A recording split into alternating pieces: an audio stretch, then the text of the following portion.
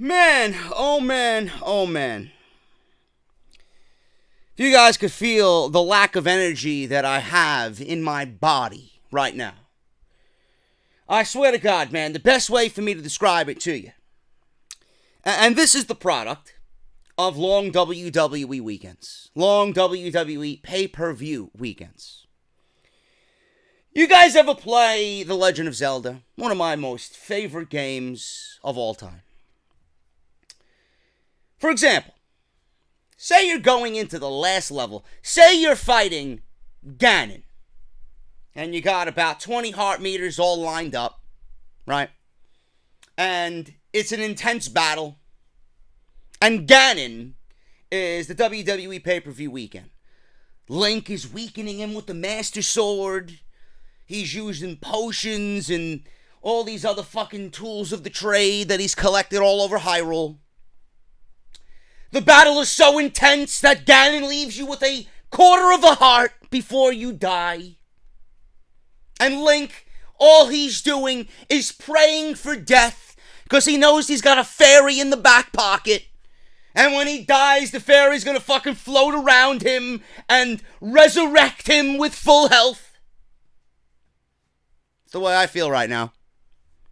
It's the way I feel right now, man. I wish I had a fucking fairy in my back pocket because I'm fucking absolutely exhausted. I am mentally and physically drained from another long WWE weekend. And that's the product of the fucking, of the quality of the show. That is a product of how bad the show is. And how bad the product really is in 2018. WWE sucked the fucking life out of you with Hell in a Cell. Then we go into Hell in a Cell, and it's actually a decent fucking show. Then we go into Monday Night Raw, and Monday Night Raw was pretty much telling you last night, ladies and gentlemen, it's okay to go to sleep at 8:30. We have nothing going on here. We have Roman Reigns and Baron Corbin in the main event. I don't know who the fuck stayed up for that match. I don't know who the fuck stayed up for the entirety of Monday Night Raw. Unless you're someone like me who has to do this on a weekly basis, then there's no reason for you to stay awake. You could read the fucking daily news and find the little box score in the sports section. Monday Night Raw results. Roman Reigns defeats Baron Corbin. There you go. There you go.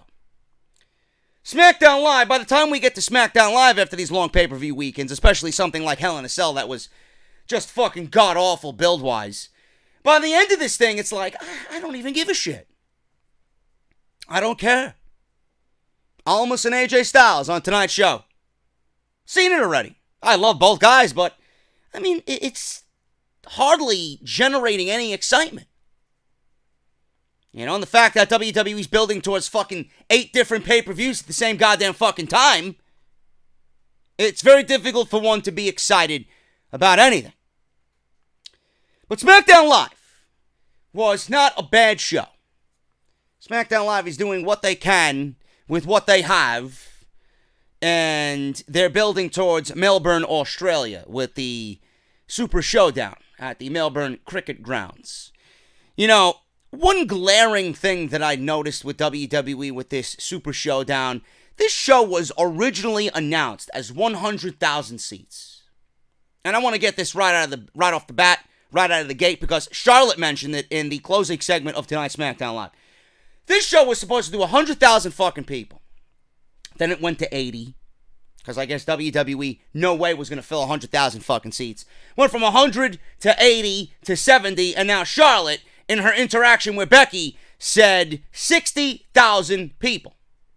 And she will be invoking her rematch clause against Becky Lynch. Stone Cold Becky Lynch at Super Showdown in Melbourne, Australia.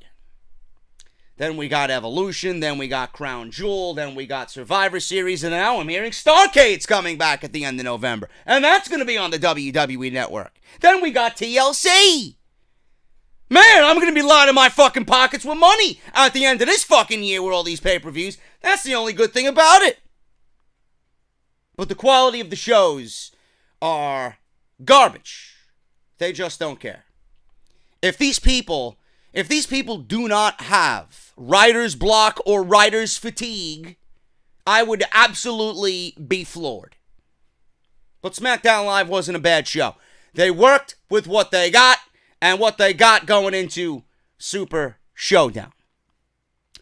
Clearly, the biggest storylines on SmackDown Live revolve around The Miz and Daniel Bryan, AJ Styles and Samoa Joe, Becky Lynch, and Charlotte. Those are the three big things going on into the Melbourne Cricket Grounds for Super Showdown. Now, SmackDown Live was live tonight with no 205 Live following it. That is going to be taped for Wednesday. So I might be covering 205 Live from now on, people. I don't know how excited you guys are about that, but I might be mixing it in with my NXT coverage. So we'll see what happens with that. And then we got NXT and the Mae Young Classic tomorrow, which is always my favorite night of the week. It just gets better now with the Mae Young Classic. But SmackDown Live was live tonight from Tulsa, Oklahoma. Good old Oklahoma, Jim Ross country.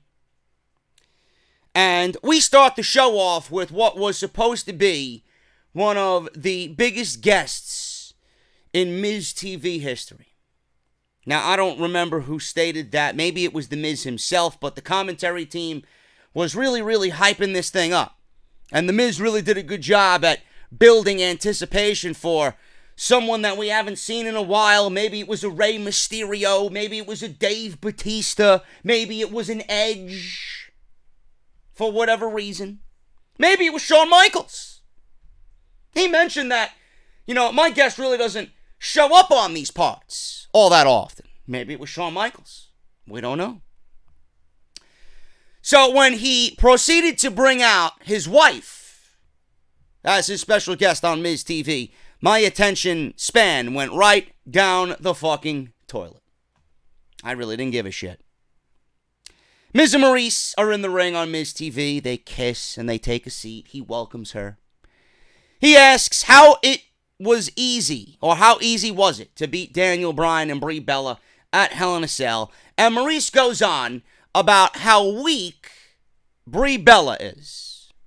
Miz says he doesn't believe Bryan is invested in their relationship any longer. So, The Miz pretty much is stating that Daniel Bryan has eyes elsewhere after his wife just gave birth to little Birdie B. So, Maryse then follows and says that Brie only married Bryan so she could stay relevant in the company. Those are pretty harsh words. Now, we all know that none of this is true, but those are pretty, knife to the chest type words there. Those are fighting words from Maryse. Miz says Maryse is just speaking the truth. He goes on about how Bryan and Brie have a marriage of convenience, but that backfired on them when they faced a couple with real love and real talent. Boy, oh boy, man. Imagine Daniel Bryan and Brie Bella going up against Roman Reigns and Vince McMahon, or Vince McMahon and that's a relationship that could never be tarnished. They may be the greatest couple in all of WWE history. Those two couples right there.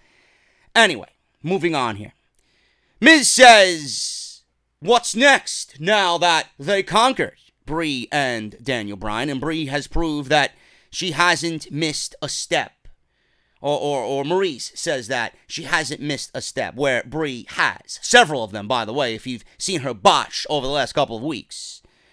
Maryse says she has some breaking news, and for now, this is her last night on SmackDown Live. Fans start doing the yes chant. Miz ends up yelling at the fans and booing. Or they end up yelling at the fan, or Miz ends up yelling at the fans. I can't even fucking speak tonight. Miz ends up yelling at the fans for booing his wife. He says that he will give us something to boo about when he beats up Bryan tonight. Now, they did announce that Bryan and Miz will go one-on-one at Super Showdown at the Melbourne Cricket Grounds in Melbourne, Australia. And the winner of that match will be the new number one contender for the WWE Championship. They did not specify when that title match will be, but Miz did mention that it will either be against AJ Styles or Samoa Joe. So that is quite interesting to say the least. Daniel Bryan comes on out after The Miz called him out. Bryan gets on the microphone and says, Miz can talk about him all he wants, but what this is when he talks about his wife, he's going to get his ass fucking beat. So Bryan storms to the ring and brawls with The Miz. Bryan is just beating up on The Miz here, a running kick, and the running kick actually sends The Miz into Maryse. Now, Maryse was in the corner as both men were fighting. I guess she got a little scared of the brawl that was happening in the ring. Bryan did a running kick, knocked Miz into Maryse, and it looked absolutely fucking sloppy. You could see Miz did not want to go full force to knock himself into his wife. So it looked kind of odd. It looked very bizarre. It looked almost downright fake when it happened. So, a lot of red flags were going off, and everybody said this can't be real. This is probably a setup, etc., etc. So we get Daniel Bryan getting on his hands and knees, proclaiming that he's sorry, he didn't mean it. The Miz is in the background with this concerned look on his face. He's got a bottle of water. Meanwhile, Maryse is being helped by EMTs. There's a stretcher. There's medical facility out there. And she starts getting up on her own 2 feet, on her own, and she starts smiling at Daniel Bryan. So The Miz, when he sees this happening, he goes over to Bryan, and he tries to apply the skull-crushing finale, and Bryan seen it coming. Bryan struggled. Maryse grabbed Bryan from the apron, hold him for The Miz, and Miz charges, but Bryan moves out of the way. Miz knocks Maryse legitimately off the apron this time. Bryan comes back and sends Miz out of the ring to the floor, and a huge yes chant ensues. So that was pretty much that. They tried to get one over on Daniel Bryan. They failed, and this is the next step.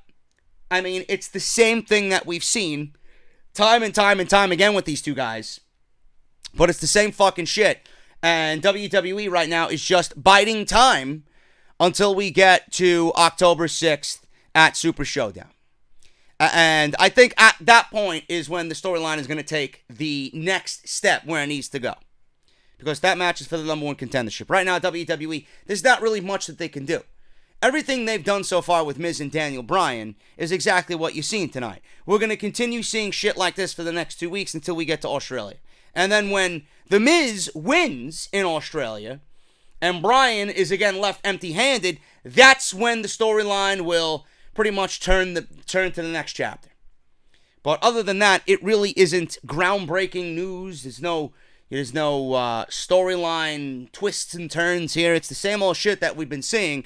It's just WWE needs to get these two guys on TV. They need to keep the momentum going. They need to keep people interested in what they're offering here.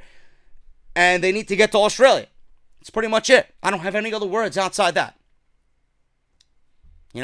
We'll talk about this, and we'll talk about where they go when the match in Australia has concluded. I've already given you guys my 2 cents. The Miz wins. Miz eventually wins the WWE Championship, and then Daniel Bryan goes on to the Royal Rumble and defies all odds and wins the Royal Rumble from the number 1 position to challenge The Miz at WrestleMania for the WWE Championship, where he becomes the WWE Champion. Where does The Miz get his WWE Championship match? He gets it at TLC. Whether it's a triple threat match between AJ Styles and Samoa Joe or a fatal 4-way with Daniel Bryan included. That's what I'm going with. But we won't know how this turns out until the match in Australia is done and over with. So that's the way SmackDown Live opened up. I have no other new information for you on Daniel Bryan and The Miz. Daniel Bryan was actually approached by Caleb Braxton backstage. He calls The Miz a coward and knocks him for staging an injury with his wife. He's a coward. Bryan says at Super Showdown he won't just punch The Miz in the face, he will punch his ticket to his WWE Championship opportunity. Now, Daniel Bryan said that this is what The Miz does. I've seen it a mile away. I know The Miz better than anybody. That's how he's seen the sneak attack coming, set up by The Miz and Maryse. Tag team championship situation right now includes the New Day and the Bar. And I'm not talking about the bar in which you go out and sit down and order a cold Guinness.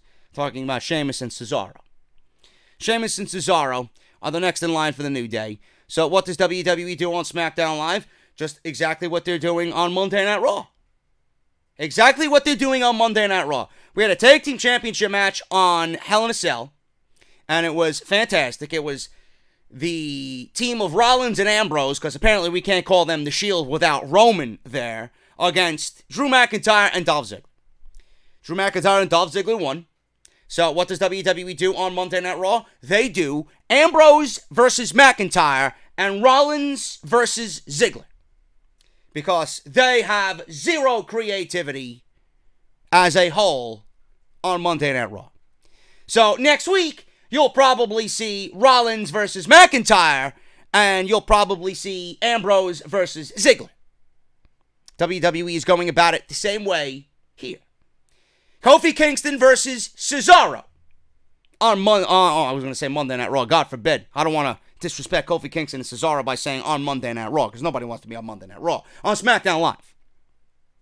So I'm pretty sure that next week we'll probably see Big E versus Sheamus. Boy, WWE, can you fucking be a little different, please? You know, all because we got a tag team championship match coming up. That doesn't mean the individual competitors of these tag teams have to fight one-on-one. You know, it kind of takes away from the luster of the match that you're building towards in Australia. By that time, we would have seen all 5 of these guys in the ring fighting each other. Save it for the pay-per-view. I don't want to see singles matches. It's just lame, and it's uncreative. Anyway, Kofi Kingston versus Cesaro. This wasn't half bad. I think these two teams are going to fucking tear the house down in Australia, because that's what they do. The Bar is very good at what they do. Not even very good. They're fucking great at what they do. The New Day, when it comes to a big match situation, they're always so great. So Cesaro made an issue with Kofi's knee here. Cesaro climbs up for a super gut wrench suplex. Kofi fights him off. I would have loved to seen that be a move to end this match. That would have been fantastic, but Kofi fights him off. Kofi comes off the top with a big tornado DDT for a 2 count. Kofi sends Cesaro out to the floor. Kofi bounces on the top rope and launches himself out onto Cesaro. Woods is on the outside. Big E is on the outside. Kofi brings it back into the ring and hits the SOS for a 2 count. Back and forth between the two before Cesaro hits the neutralizer. Man, I haven't seen that move done in months. The neutralizer for the win, and Cesaro gets one up on the New Day. Before the match actually started, the Bar made me LOL, and Cesaro actually went on and said that, oh look, it's the New Day doing the same old tired jokes, acting like clowns that are just painfully unfunny. I love it, man. I thought it was great. Big E claims that the Iconics said the Australian accent was cool, so they tried to come at the Bar with Australian accents. And like I said, Cesaro says that they're clowns and mocks them for recycling old jokes that aren't funny. So I think this is going to be a damn good match. It's just that we got to wait 2 weeks with uncreativity and lame garbage behind it till we actually get there. Kofi Kingston falls to Cesaro on SmackDown Live, man. You know, what happened to the tag team division on these shows? Where are the fucking Usos? Where are the club? Where's Gallows and Anderson? My God, man, when their contracts are up, deuces. Get the fuck out of there. Please, go back to where you belong. You've made your money for the last 2 years, 2.5 years. You don't need it anymore. You guys could be the same thing, if not bigger, now with the current scene on the indies. They're on SmackDown Live legitimately wasting away. You don't even see of them. You don't see them. You don't hear of them. Nothing. They're gone. It's like they're ghosts. The whole tag team, where the fuck is Sanity?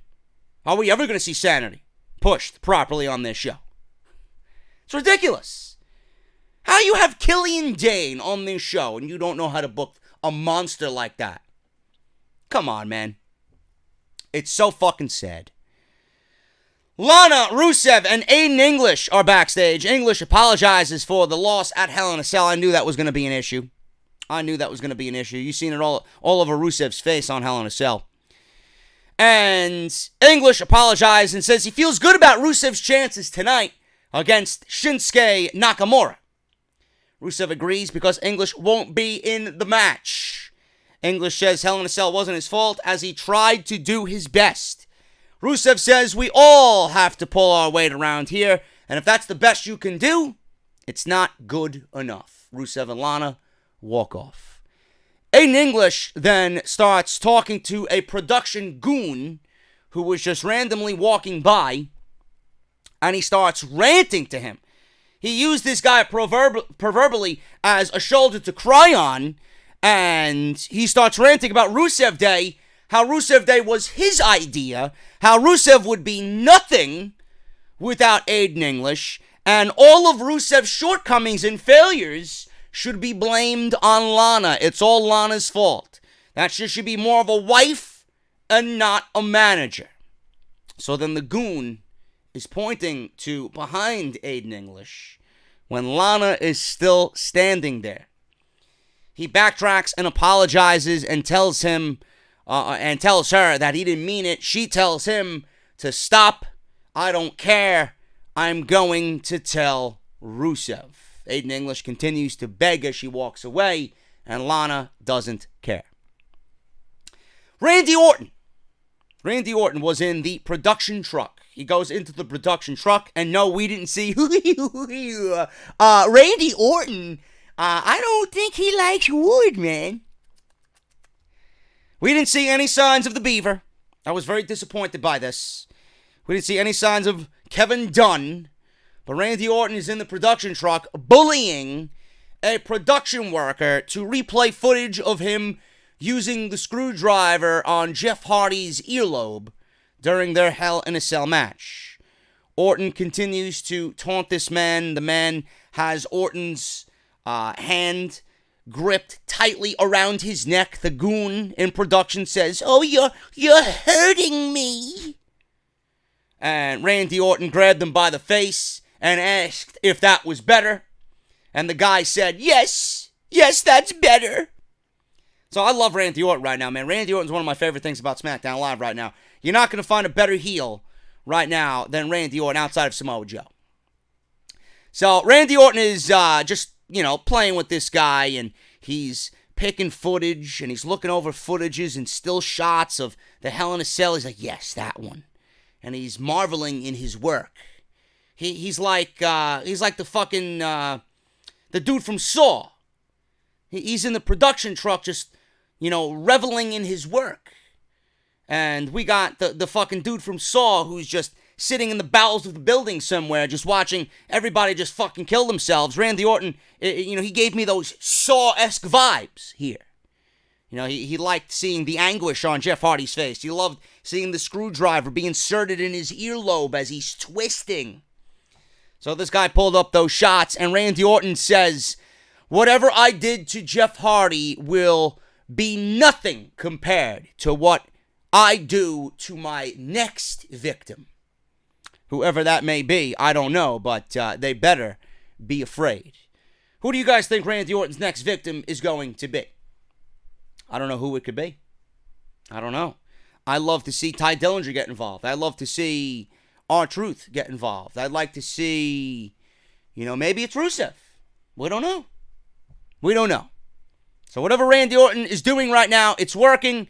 It's got a lot of people invested, and it's got a lot of people interested to see where he goes from here. If he keeps this up, it's going to be very difficult not to put Randy Orton in the WWE Championship title picture by the end of the year.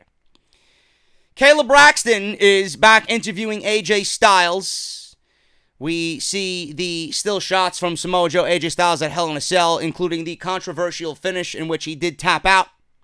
Styles backstage with Kayla Braxton. AJ says after what Joe has put his family through, the worst thing that could have happened at Hell in a Cell was Joe leaving with the WWE Championship. AJ says maybe Lady Luck looked down upon him, but referee that night made the final decision. AJ says maybe it was karma. but they will do it one more time. No rules, no DQ in Australia. Anything goes. AJ says he's getting ahead of himself here thinking about Joe because tonight he's got Almas. And Almas could beat him on any given night if he doesn't get his head in the game. Samoa Joe is going to win the championship in Australia.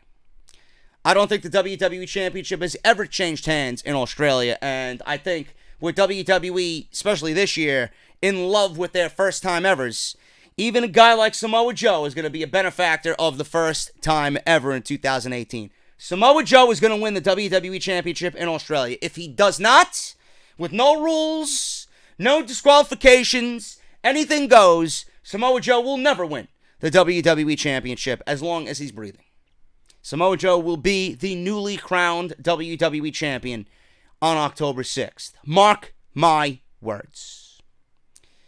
Rusev versus Shinsuke Nakamura. I look at Nakamura and I just see nothing special anymore. I see nothing special anymore, man. And that's a damn shame on WWE's behalf. How the fuck could you fuck up Shinsuke Nakamura coming out of NXT? They managed to do it. I would not put anything past this company. Shinsuke Nakamura is the United States Champion, and that means absolutely zero on WWE television. Rusev for the United States Championship challenging Shinsuke Nakamura. Aiden English and Lana on the outside, and Aiden English does his normal Rusev Day shtick in the beginning of this match. Aiden English, was a cheerleader for the majority of this match. And he grabs the microphone and he starts getting a Rusev Day chant ringside, and Lana's looking at him like he's a fucking lunatic. Rusev's trying to fight off Nakamura while this chaos is happening at ringside. Rusev goes for a Machka kick, but Nakamura steps aside. Rusev counters and drops Nakamura, kick to the head with a 2 count. They did have some close near falls here where I thought Rusev was actually going to win the United States Championship. WWE did a very nice job at making the near falls that believable here. Nakamura drops Rusev with a kick in the corner. Nakamura then with stomps to the neck in the corner. Places Rusev on the top turnbuckle, delivers a high knee. Rusev moves out of the way. Rusev tries to suplex Nakamura out of the ring, but Nakamura counters. They go back and forth on the apron. Rusev tries to slam Nakamura on the apron, but Nakamura rakes his eyes as the referee did not see it. Nakamura with a flying knee from the corner, sending Rusev down off the apron. Nakamura then rams Rusev into the barricade. Now this is where shit is going down. Nakamura goes for a Kinshasa. Rusev blocks it, hits a Machka kick. Rusev goes down as well. No cover was made. Rusev hit one of his finishing moves, could not make the cover. So Lana starts yelling at Rusev, and Rusev slowly gets up, screams out he's going to finish him off. Nakamura is still down, and Aiden English gets up onto the apron with a microphone and orders Rusev to crush. Usually it's Lana telling Rusev to crush. Aiden English on the microphone gets up on the apron and says, Rusev, crush. So Rusev has his back turned like a fucking dumbass. Why are you turning your back on the United States Champion? I don't believe how stupid baby faces look in this company. So what happens? Nakamura rolls him up from behind. He pins Rusev and retains the United States Championship. After the match, Lana checks on Rusev, Aiden English, and everything that's happened with him. He starts, consoling Rusev, and he's just shocked at what happened. All of a sudden, Aiden English turns on Rusev. This was the right direction for this storyline. You couldn't turn Rusev, which I thought WWE was going to do. I thought they were going to turn Rusev here because you know how WWE just loves to do the opposite of what's popular. Even though Rusev Day and the popularity of Rusev Day has just not been the same since the beginning of the year. I've mentioned this several fucking times. But you know how WWE likes to do the opposite of everything. Aiden English turned heel on Rusev. Rusev is the babyface and the sympathetic figure in this. He hits Rusev with the microphone, breaking the microphone over Rusev's head. Fans are booing. Lana's looking on, screaming at Aiden English. English then sings Happy Rusev Day. Drops the microphone, and that was pretty much it. This had to be done. Aiden English, as a babyface, would have went nowhere. It made no sense for him to go babyface. He would have not been used. He would have been a fucking complete waste of everybody's time on SmackDown Live. He's not going to play a role as a heel either, but you can't turn Rusev heel. I think WWE realized that they only have 2 babyfaces on SmackDown Live right now outside of Daniel Bryan and AJ Styles. You know, you got Ty Dillinger, he's not used. You got R-Truth, he's not really that much of a factor on their show.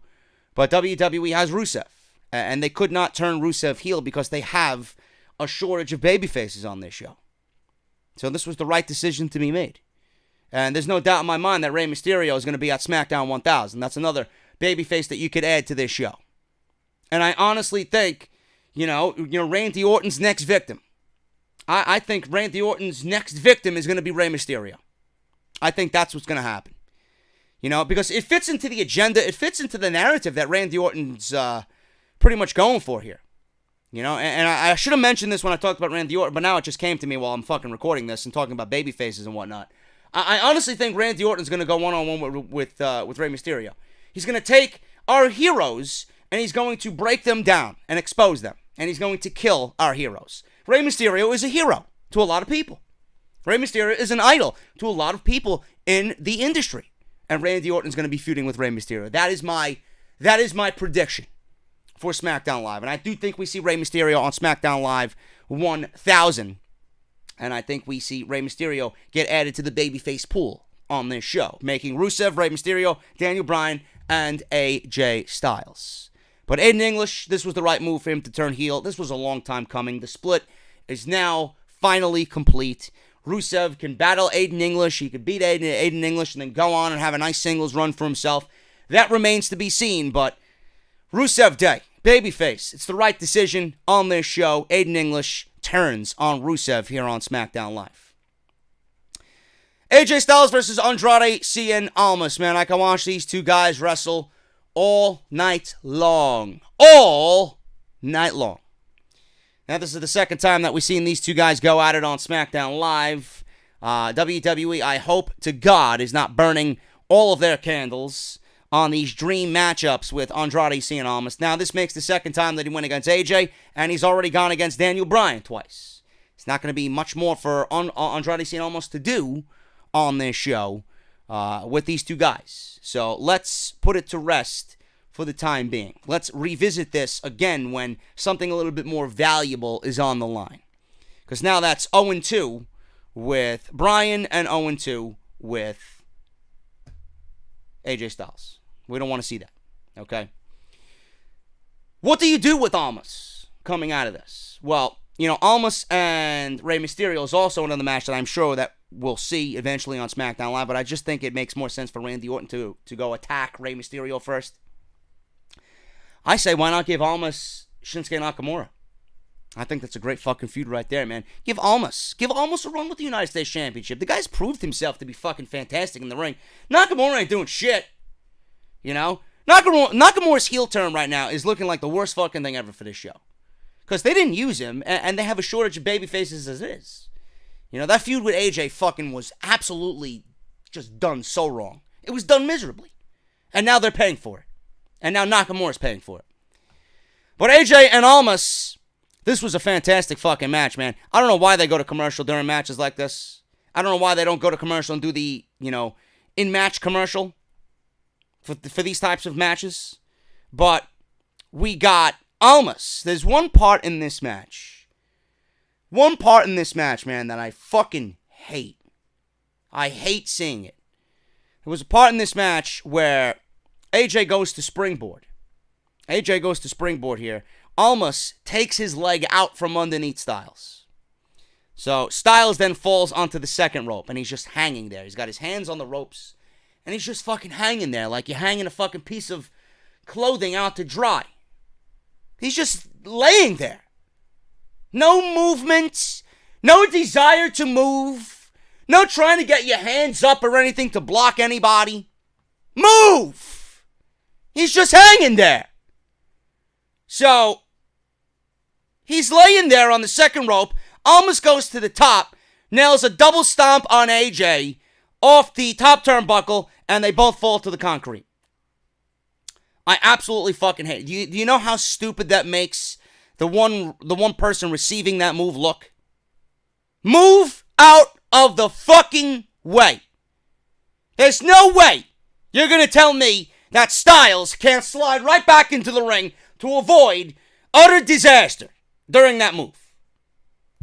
It's like AJ was like, okay, I love being double stomped off the top rope. Come and give it to me, Almas.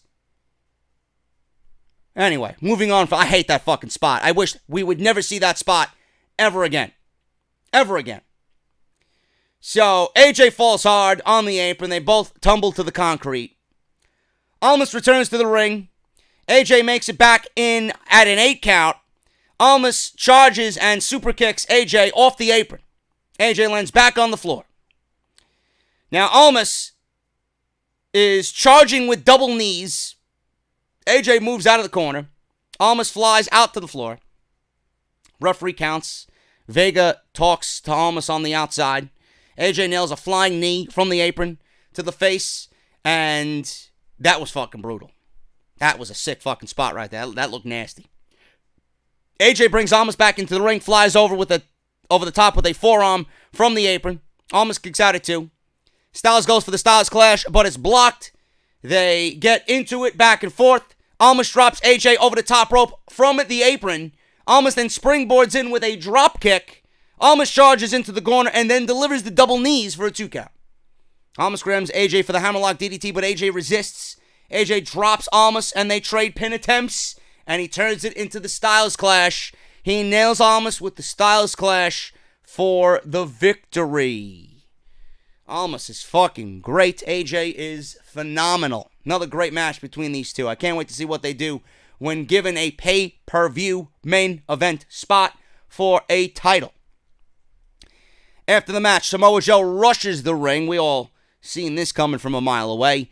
AJ is attacked. They take it to the outside. Joe is screaming about AJ knowing the truth and how he will never be safe. Joe tries to send AJ into the steel steps. AJ starts to fight back. Joe retreats through the crowd as AJ regains his composure at ringside. Joe limping away through the crowd as AJ stands on the top rope and looks at Joe running away like a coward. Very, very good stuff here, man, between Joe and Styles. Can't wait to see what they do in Australia. Billie Kay versus Asuka. Boy, as Asuka withered down to pretty much nothing, man. Asuka was the fucking empress. And that word was used in big, bold letters. Now she's the empress of yesterday. She ain't no fucking empress anymore, man. Asuka's luster, Asuka's appeal, Asuka's just prestige as an overall performer, and what she brought to the table was fucking killed coming out of WrestleMania. WWE completely killed this woman's spirit. There's nothing about Asuka that symbolizes special anymore. It's a goddamn fucking crime. A goddamn fucking crime how they nurture and care for you at NXT, and then when WWE makes the final decision, fuck her. Done. This was a complete throwaway match. Billie Kay versus Asuka. I mean, give me a fucking break. Asuka drops Billie into an Asuka lock for a submission win. Asuka's in this meaningless program with fucking Peyton Royce and Billie Kay. You know? They go on. It's nauseating. They start making fun of Asuka and Naomi, and the reason why Asuka is with Naomi is because Asuka is, I guess, feeling the glow from Naomi. Because they I guess, color match. It's pathetic. The woman was going 900 days undefeated, and now she's being mocked by fucking Billie Kay and Peyton Royce for being color coordinated with Naomi. This is the best that you have for Asuka? And Asuka is still without a match for Evolution. Just let that sink in. The longest reigning NXT Women's Champion in company history. The woman who beat Goldberg's undefeated streak does not have a top-tier match at WWE Evolution. If that doesn't say fuck you, I don't know what does. Moving on here. The main event of this show was nothing. The main event of this show, the main segment of this show was the coronation of the new women's champion on SmackDown Live, Becky Lynch. In typical WWE fashion, They do way too many of these coronations. You know, when I look at a coronation, I look at somebody that's going to hold the title for a very, very long time. It's like coronating a new queen or nominating a new president. You know the president's going to be in there for 4 fucking years, right? Or the hiring of a new CEO for the company. He's either going to be in there till he fucking drops dead and croaks, or the company's going bankrupt and then they fire. These coronations mean nothing. What are we coronating? We're coronating Becky Lynch, who more than likely is going to drop the title back to Charlotte. I hope not, but this is the way these things end up happening anyway. You know, WWE's got some fucking balls, man. WWE's got some fucking balls. Paige comes out and congratulates Becky Lynch, reveals the title to Becky with the custom side plates. Fans are chanting, "You deserve it." She absolutely does fucking deserve it. So, where are you now, Becky? Shitting on the fans. Oh, that's right. WWE just conveniently slipped that into your fucking script a couple of weeks ago. She says it's nice. It took 2 long years, but now she's back where she belongs, on top. Becky says that from now on, this is her show and her title, and there will be no more being left off the magazine covers, the pay-per-view posters, the talk shows. I love her accent. She looks fucking adorable when she talks. Becky says she is now getting what she deserves. She doesn't need all this. She doesn't need any of this. But she does want one thing. She wants the one woman out here who she beat, and that is Charlotte Flair. Becky jokes and says, "Oh, Flair's not in the building. I guess you don't want my spotlight now, but you wanted it at Hell in a Cell." So, clearly, Charlotte Flair comes out. Paige says that you're not going to do this tonight. So, Charlotte pretty much proclaimed to Paige, "I'm not here to fight. I want to show respect and I want to talk." Paige leaves the ring. She says, "I trust you. Go ahead." So, Charlotte is here to give respect, and she denied Charlotte, did Becky, at Hell in a Cell. Flair says Becky was the better woman that night. She congratulates Becky. Flair says Becky paid a steep price to get the title because she threw away a lot more than her friendship. Flair tells Becky to enjoy the moment because she's getting her rematch at Super Showdown. Now, Becky mocks Flair and says Flair believes she's second best, but the title says otherwise. Becky goes on and says, "Why don't you raise my hand, Charlotte? You know, raise my hand." Charlotte says no. So, Becky gives her the chance to touch the title and raise her hand. Flair isn't interested in anything that Becky has to offer. Then Becky says, "Charlotte, why don't you call me the Queen?" So, obviously, Charlotte was not going to call that to Becky. So, Flair congratulates Becky. Becky then again says she's kidding. She didn't want Flair to raise her arm or call her queen or put the title around her waist. So, Flair walks out of the ring, and Becky, and this is where I said WWE has balls. Becky, as Charlotte's walking away, calls her a bitch. She just blurts it out. "Bitch. You are a bitch." Flair turns back and attacks Becky. They go to the floor. They start fighting. Becky slams Flair into the steel steps. Becky tosses Flair over the announce table. That's the typical protocol 101 with these brawls on the outside. You gotta get tossed over the announce table because I guess it's the aesthetic that looks good. Meanwhile, it's always the same fucking shit. Everybody that fights on the floor, let's throw them over the announce table and get fucking Tom Phillips running from his commentary desk. Fans are chanting for Becky. Becky tosses Flair around the outside. She applies to disarm her in the middle of the ring. Becky grabs the title and raises it in the air as most of the fans are cheering her. Becky grabs Flair and hits her with a Bexploder in the middle of the ring. Becky grabs the title again and leaves while Flair is on the mat, crying as always. WWE has some fucking balls, man. They got some fucking balls. The narrative on commentary is Becky is disrespectful, Becky is heinous, Becky is a changed woman, they don't know who Becky is. They're painting Becky in this negative light, but the fans are loving every fucking minute of it. They're trying and trying and trying to paint this woman in a negative light, and it's not working. This is why, I'm constantly fighting every fucking time I talk about this woman with WWE Creative. Let it be. What are you trying to accomplish by having the commentary team say what they say? What are you trying to accomplish by building Charlotte with some fucking sympathy around her? Like she's some fucking goody two-shoes. Oh, I just came to show you respect, the respect that you didn't show me at SummerSlam. Who the fuck are you? Who are you? Becky has a chip on her shoulder. Let her have a fucking chip on her shoulder. Okay? Charlotte was the one who proclaimed, oh, Becky's my best friend. It's tea time. Yet, you're quick to take the fucking title. If anybody threw away the fucking friendship over the title, it's Charlotte. Becky is doing what she needs to do because she knows the competition that lies on this show with Charlotte at the head of the division. She only did what she needed to do. She took what was rightfully hers after 2 fucking years. Of course, people are going to side with that. Charlotte's own fault is doing what she did at SummerSlam. She took the title.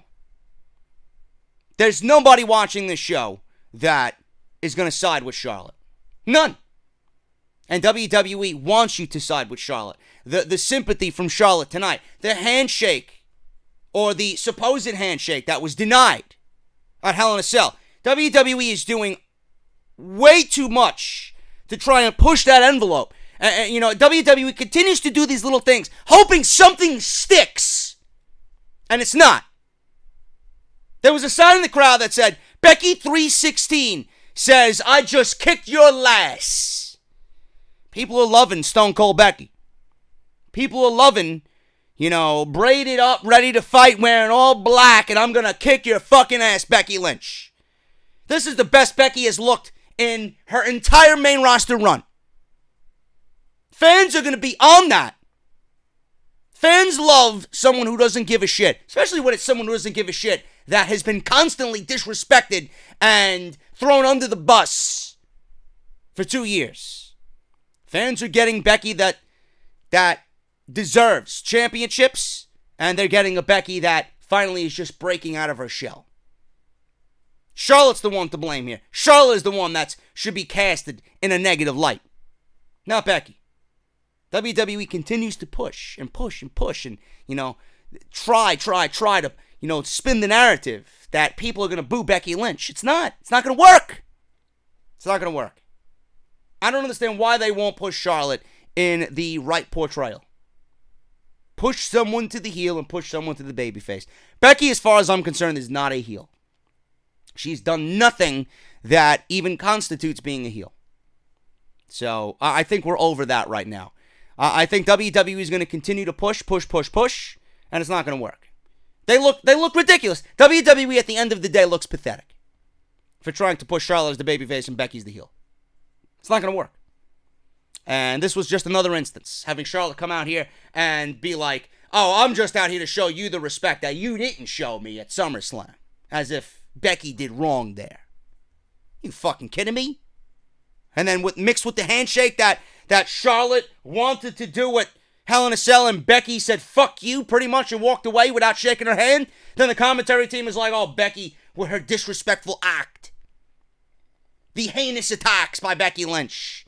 Using words like heinous and disrespectful on Becky Lynch. WWE is trying for the audience at home to push the narrative that Becky has done wrong. Meanwhile, she didn't do anything wrong. You're going to hold someone down for 2 years and then proclaim that she did something wrong? Fuck out of here, man. Fuck out of here. I hope WWE never lets this one down. Good on you, WWE fans. Good on you. You're not falling for the WWE propaganda. You're not falling for these fucking WWE corporate suits and ties trying to tell you what you got to do. Good on you. Continue to cheer Becky Lynch. Continue to boo Charlotte Flair. I'm surprised that the fans have not fucking, went the other way and started booing Becky Lynch because WWE is telling you to do so. There are some smart fans out there. Keep it up. Because we need Becky Lynch as a babyface, and she is 100% Stone Cold Becky Lynch, babyface on SmackDown Live, and your new SmackDown Live Women's Champion. I'm getting out of here, guys. SmackDown Live really didn't offer anything else.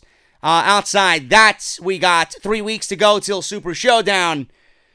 That's all you're going to see, man. You're going to see build towards that and whatever else we're getting on Monday Night Raw with The Undertaker and Shawn Michaels, and then the Roman propaganda and the Roman agenda and all that nonsense. So, Super Showdown is shaping up to be a 60,000-seat house show that is going to reside from the Melbourne Cricket Grounds in Melbourne, Australia. Airing live on the WWE Network at 5 a.m. Eastern Standard Time. Good luck. I'm getting out of here, guys. SmackDown Live was very uneventful tonight outside of a few highlights with Becky and Almas, AJ Styles, and then Aiden English turning heel on Rusev. Other than that, really didn't do much to get you excited about Super Showdown. If you guys enjoyed the video, please, I urge you, hit the thumbs up. It helps out the video tremendously. Also, what helps out the video tremendously is leaving a comment. Let me know what you guys thought of SmackDown Live down below. If you missed Monday Night Raw, Hell in a Cell review, Off the Script, parts 1, 2, and 3, everything you need to catch up on is linked in the annotation that you see in the top right corner. I'm getting out of here, guys. I will see you tomorrow with more content right here on the channel. And then we got NXT and the Mae Young Classic, episode number 3. I'll see you guys then. Have a good night, and I'll see you guys for NXT. Talk to you later.